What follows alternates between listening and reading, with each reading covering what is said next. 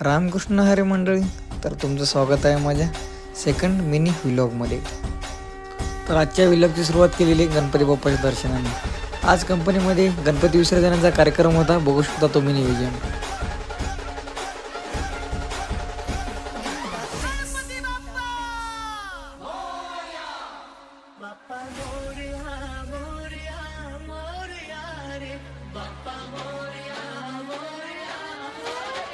बघितलं सर्वीकडं नियोजन एक नंबर होतं. म्हणलं आता काय करावं, मला आता जाऊन रोबोटसोबत फुटबॉल खेळावं.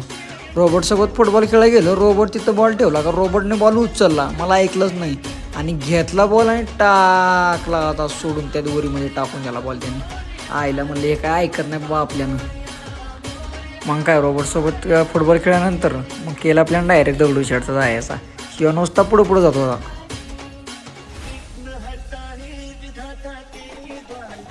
मग काय दगडूशेठचं डेकोरेशन काय बघायचाच विषय नव्हता, एक नंबर डेकोरेशन होतं.